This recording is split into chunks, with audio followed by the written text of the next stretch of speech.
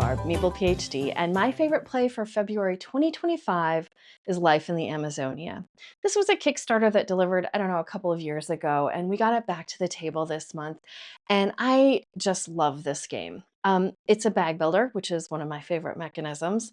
It is an animal-themed game, one of my favorite themes, and there are a lot of ways to score points, another thing that I love in a game. So all of this comes together for me to be an amazing package.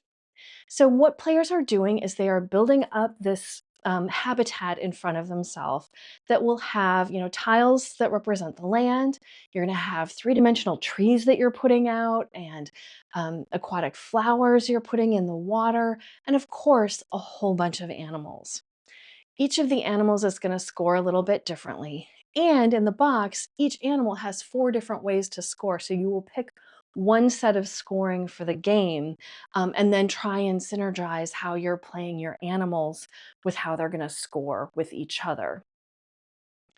One of the really cool things that I like about this one is that from the beginning, you are able to store one chip from one turn to the next. So if you pull your 5 chips and you take your turn and you have one left over that's just not what you needed that round, or you're trying to save up for, I need 4 fruit to get this specific animal, you can save one of your chips, discard everything at the end of your turn except for that one, and you still draw 5 chips at the beginning of your turn so that you now have 6 chips. And in fact, you can beef up that storage a little bit so you can get up to, I think, 3 that you're storing from turn to turn.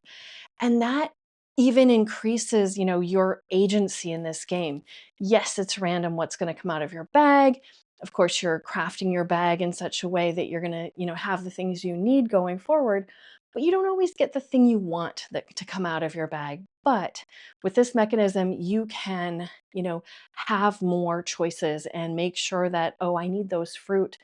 I need more fruit, though I know I have it in my bag. I'm going to save it till next time. And maybe I can, get everything I need to get that jaguar into my habitat. So that is one of the things I really like about this game. I also love how photogenic it is. Because of those three-dimensional pieces, because of these amazing animal pieces, the end of the game, you just look at what you've built and you feel accomplished. At least I do. And I always have to pull out my camera and try and get the best picture I can to show all of those 3D elements. It's not enough to be photogenic to be a favorite game, but it certainly doesn't hurt when you've got an amazing game behind it, plus that photogenic element. Now, one thing I have heard is that this can be kind of a long game. I have at this point only played it at 2. That's the most common player count that I get in my house. It's fine for me at 2. It feels perfect at 2. I can see where if you had 4 players, this might drag on kind of a long time because you don't have any simultaneous play in this game. And so I might hesitate to play it at 4 myself. I think 3 would be great. 2 is amazing, but just something to know going into this game. So that is my pick for February. I hope you've had a great month gaming, and I will see you next time.